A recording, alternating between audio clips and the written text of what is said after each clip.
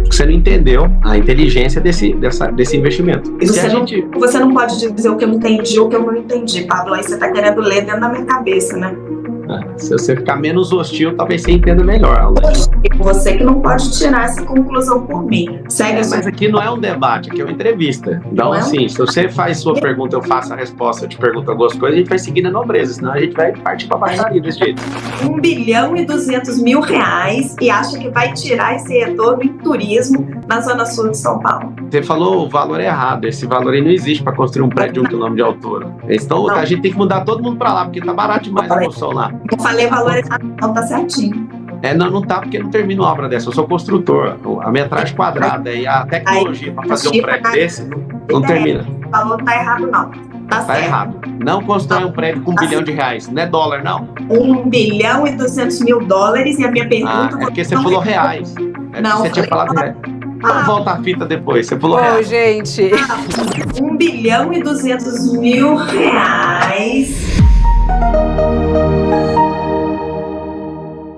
O prédio de 1 quilômetro. Você disse que quer construir um prédio de 1 quilômetro em São Paulo para atrair o turismo. E que não vai colocar R$1 de dinheiro público, vai ser só dinheiro da caneta.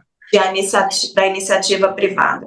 Na Arábia Saudita, que tem o poder de atração de recursos, né, pelos dólares do petróleo, já está demorando 10 anos. E o projeto lá está estimado um custo de US$ 1.2 bilhão. Eu queria saber quais são os investidores que você tem aí na manga que acham que vai ter retorno investir nesse prédio de 1 quilômetro em São Paulo. A construtora FG lá do Balneário Camboriú vai construir o maior residencial do mundo. Lá eles são visionários, né? Então, pessoas visionárias, quando elas se encontram e veem que isso tem viabilidade, aparecem as outras. Aqui em São Paulo, quem está disposto, quem acha que vai dar retorno? 200 famílias que se eu chamar e mostrar viabilidade como prefeito, que tem que mudar a lei, o plano diretor, tem que mudar. É de 10 em 10 anos que ele é visitado e essa é uma questão que eu quero criar um símbolo para aumentar o turismo, criar disrupção na construção civil, aumentar emprego. O prédio vai chamar Brasil. Deixa eu só responder, Raquel. Pode, claro. Esse é um presente para o povo. Por que é um presente? Disrupção na construção civil, geração de emprego absurdo.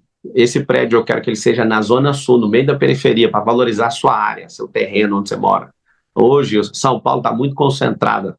Nós precisamos de capilarizar isso, ou seja, eu quero fazer um paço municipal lá perto de Brasilândia, na Zona Norte, Pirituba, para quê? Para valorizar as extremidades da cidade. A cidade é mega valorizada no centro expandido e 100% desvalorizada por isso que vocês têm essa vida. Agora, só para você entender, precisa de gente visionária. Essa não foi a minha pergunta. Já respondi, eu já falei o nome da construtora que está construindo, não tem aqui em São Paulo. Essa é de Balneário Camboriú. Isso mesmo, se não tiver nenhum em São Paulo, a gente tem que trazer gente dos Emirados Árabes, porque é lá que construiu o maior de 828 metros. Você já tem? Ou isso é só um sonho? Porque, eu já te falei, mulher, eu já estou no projeto da FG, Pablo, pessoa física, eu estou no projeto. R$1,2 bilhão e acha que vai tirar esse retorno em turismo na Zona Sul de São Paulo. Você falou o valor errado. Esse valor aí não existe para construir um prédio de 1 quilômetro de altura. Então, a gente tem que mudar todo mundo para lá, porque tá barato demais a construção lá. Eu falei valor errado, não tá certinho.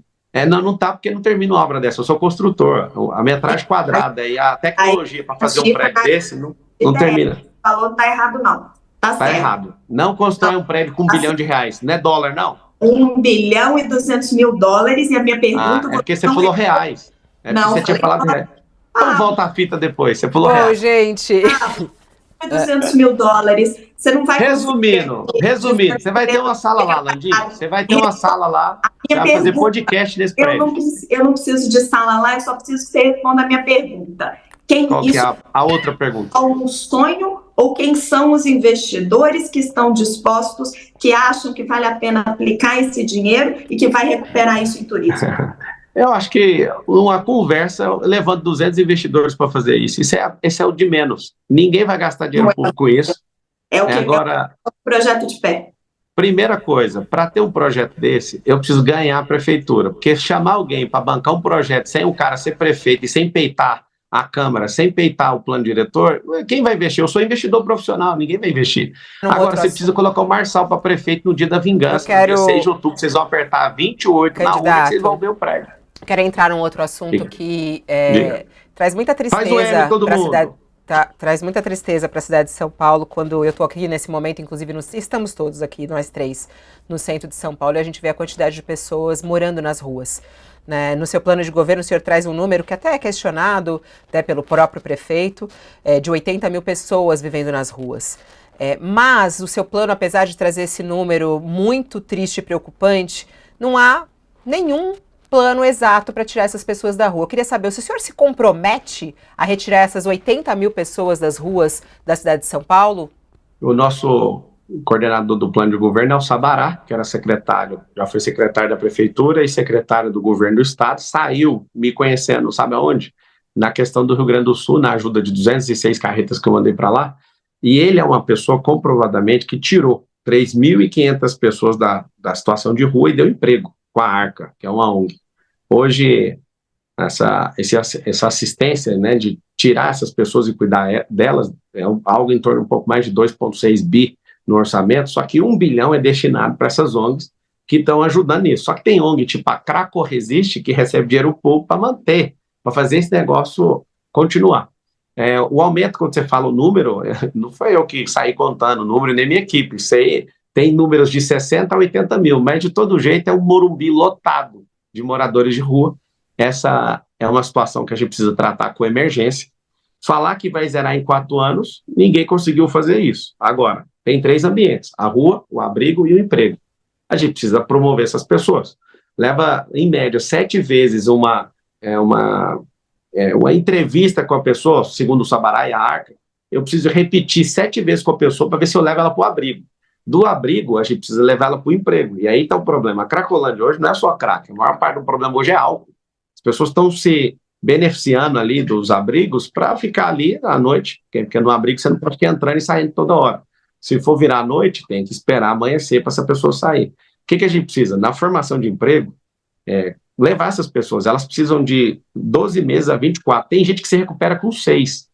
O maior instrumento de recuperação de gente é filosófico, é crença, é religião. O cara se apegar em algo mais forte do que ele imagina, ele dedica a vida dele e dá conta de sair mais rápido. O emprego é o que vai trazer a estabilidade para ele depender das próprias mãos, né, dele. Então, o Sabará, que já lidera isso, é o cara que já tem os códigos, ele já tirou 3.500 pessoas e nós vamos fazer uma revolução em relação a isso. Mas se não tiver emprego, não tem como. Tem que gerar emprego. Então não tem como prometer isso, não tem como prometer isso em 4 anos, que foi justamente o ABRE, né? Então não tem. Vai ser uma tentativa de retirar essas pessoas da rua com vários modos, como o senhor falou.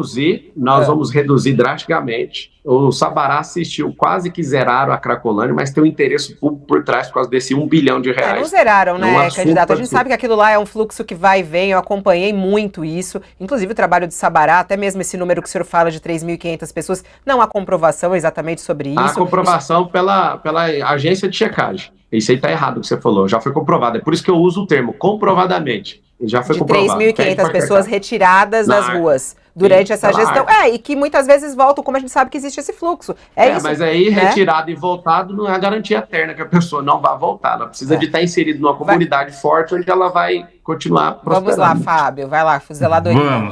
Vamos falar de outras coisas da cidade também que são caras ao eleitor.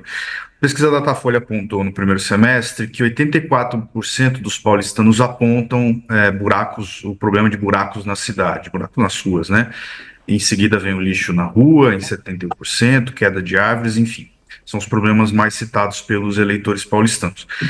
O seu plano é bem sucinto na parte de zeladoria, apesar dela estar um pouco presente em outros pontos do plano, a área específica de zeladoria é curta. E o senhor diz que vai combater o problema com tecnologia e cita o uso de câmeras pelos fiscais. Eu queria entender como as duas coisas se conectam. Se o problema, na sua avaliação, o principal problema de zeladoria é de fiscalização?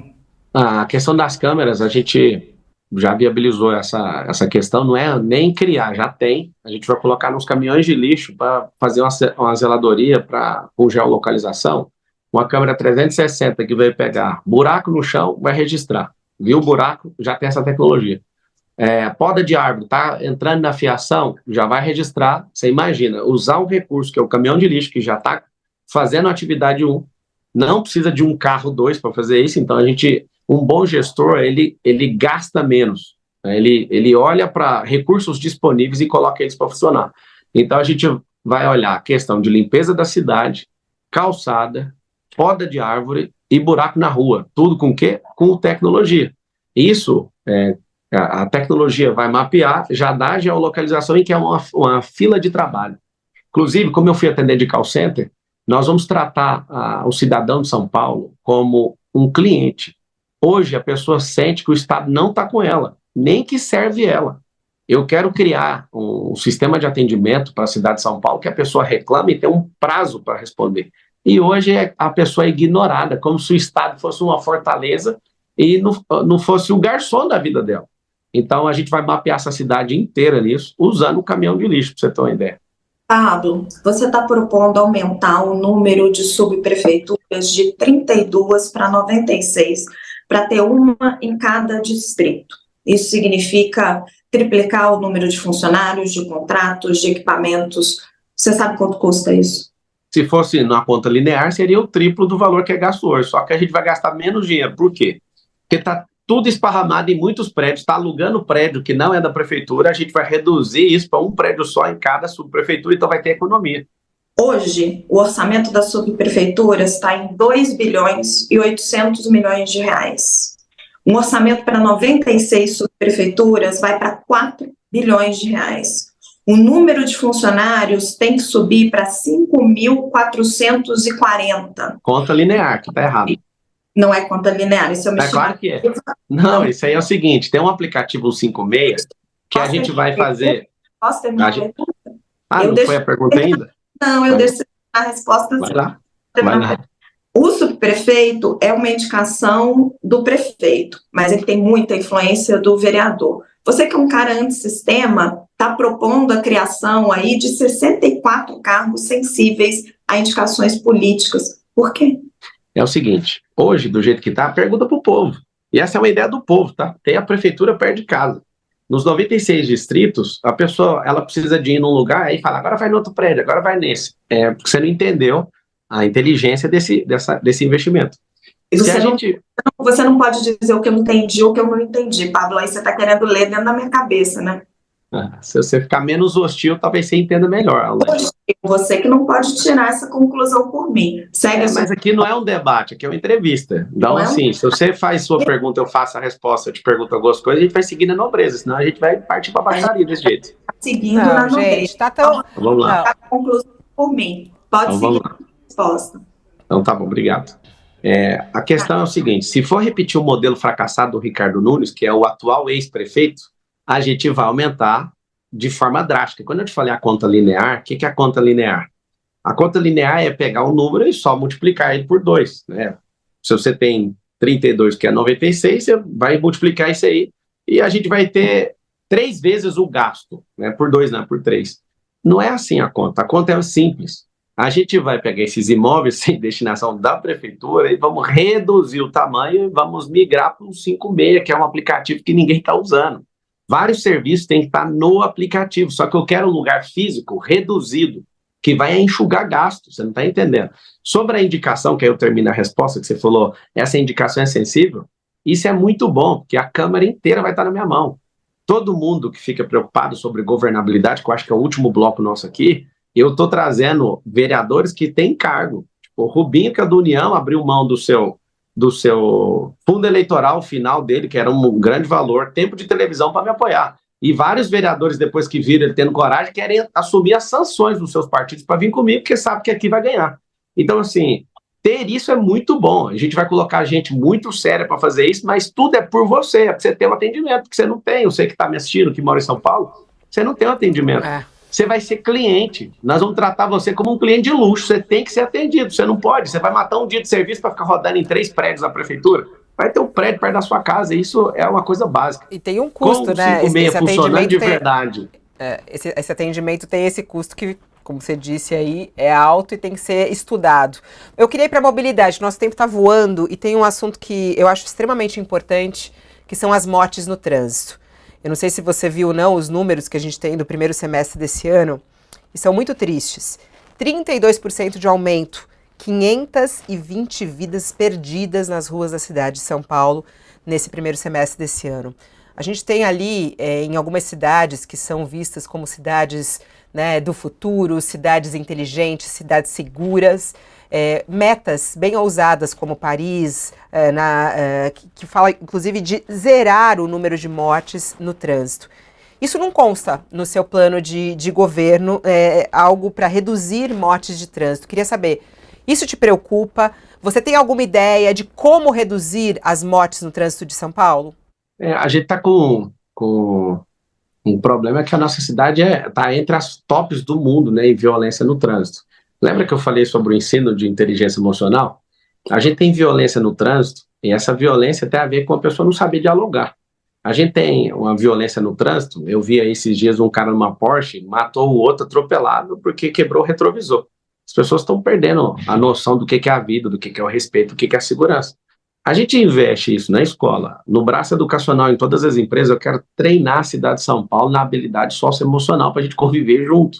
Sobre o trânsito de forma inteligente, a gente tem um semáforo, que ele é contornado por uma cor amarela. Todo semáforo que tem esse amarelo é um semáforo inteligente. A gente precisa continuar investindo nisso. Por quê? Porque ao invés, às vezes você está parado num lugar, e estar parado num lugar que não tem um semáforo inteligente, a pessoa dá uma olhada para um lado, para o outro e fala, vou cruzar para a esquerda. Se fosse para a direita, girando quadra, que é o que a gente propõe...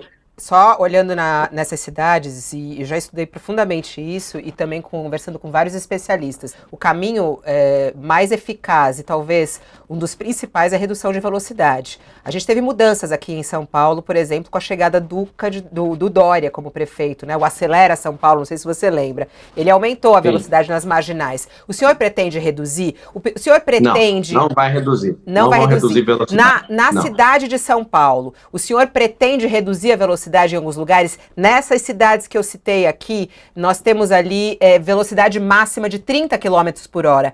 É talvez a única forma de reduzir e aumentar a fiscalização também. O senhor pretende fazer isso? O trânsito da cidade já é tão lento que você não precisa reduzir a velocidade. Já é uma situação absurda. Então, reduzir velocidade de forma nenhuma. O que a gente precisa de fazer é, de novo, a gente precisa de mexer na mentalidade do povo. Nos Estados Unidos, todo mundo para no pare. Aqui em São Paulo, as pessoas não param nas esquinas. Elas entram de qualquer jeito. Isso é educacional. Não precisa reduzir a velocidade de um trânsito que não anda. Já está tudo certo a questão da velocidade. O que a gente precisa é investir para as pessoas respeitarem o pare, respeitar as vias.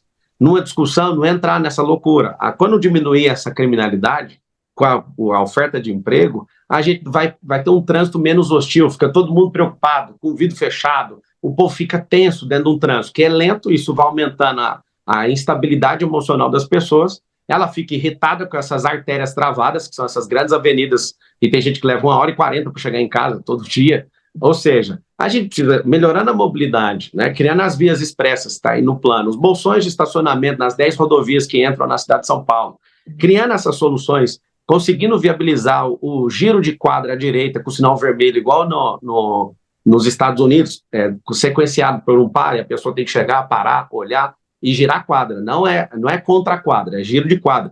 A gente vai aumentar a velocidade. Se a gente conseguir ter o Pablo Marçal como prefeito, 28 lá na urna, você já sabe o número, você vai ter uma possibilidade de ter emprego perto da sua casa, na periferia. Candidato, o que vai diminuir? Vai diminuir o problema de mobilidade, que é o quê? Esse caos, essas artérias todas travadas na cidade de São Paulo. Candidato, deixa eu entender um ponto, conectando as duas coisas com outro ponto do seu plano de governo, que é, o senhor fala de acabar com a indústria das multas, que as multas são feitas, o sistema de multas que é feito só para arrecadar dinheiro e tal. A cidade de São Paulo tem hoje 877 radares. Como é que se coaduna a ideia de diminuir o número de radares, e aqui uma pergunta, se a ideia é diminuir o número de radares, e fazer com que as pessoas sigam mais a regra de trânsito? É factível isso? Imaginar que com menos fiscalização eletrônica as pessoas vão parar menos no sinal, vão respeitar mais a velocidade máxima, e se vai matar menos gente? A única coisa, Fábio, que pode mudar um povo é a educação. Ficar só fazendo 4 milhões, salvo engano, 4 milhões todos os dias de multa, só está tirando o dinheiro do trabalhador. Eu acho isso injusto. Eu não falei de diminuir radar. Os radares podem continuar, mas a gente tem que abrir um período de conscientização, porque eu conseguindo ser prefeito, vocês me deram essa chance, votando no 28, no dia 6 de outubro, o dia da vingança. Nós vamos tirar esse consórcio comunista do Brasil aí, esses 4 outros candidatos. Depois do último debate, a gente conseguiu aí a baixa da Atena, ele vai sair, tá construindo um storytelling para isso, fica aí de primeira mão. O que a gente vai fazer? A gente precisa reeducar o povo para usar o trânsito. Mas em curto prazo? Reduzir a mortalidade em curto prazo? Tem que treinar, deixa eu te falar. O braço educacional já vai começar no dia 1º de janeiro. Eu vou terminar. Mas o efeito disso não é longo?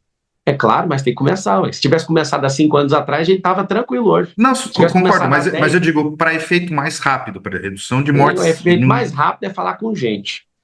Pegar essas multas e abrir um período e falar, nós vamos fazer um processo educacional para você ver. Aí a gente abre esse processo educacional treinando o povo. Agora, vamos para cima. Deixa eu te explicar. Se não treinar um povo, não tem como mudar isso. E é um sistema viciante que o governante da cidade de hoje ama essa receita. É muito dinheiro que a receita de multa está gerando para a cidade. Só que as pessoas estão mudando. Se o caráter da multa estivesse mudando as pessoas, a gente teria uma redução das multas. Só que não, ela continua crescendo. Por que é? Porque não tem o intuito de ter um trânsito melhor. É um intuito de arrecadação. Eu não sou contra a pessoa pagar multa, ela tem que pagar. Só que eu sou a favor da gente abrir um tempo de trégua para educar esse povo, desde pequeno na escola, os funcionários dentro das empresas, criar esse ambiente onde a gente vai treinar um povo para falar, pelo amor de Deus, respeito o pare, por favor, aprenda inteligência emocional para você parar de brigar no trânsito. A gente tem um povo hoje, gente tem mais homicídio no Brasil do que países que estão em guerra. A gente já chegou a ter 70 mil homicídios no ano. Você olha para o Japão, que é um povo que trabalha essa questão socioemocional, a gente tem 900 homicídios no Japão no ano. Eu vou girar aqui, mas né, esse assunto de mobilidade, assim, a educação é um dos pilares, né? Mas tem outras medidas aí muito importantes e que não estão aí. É o principal, a educação. Vamos para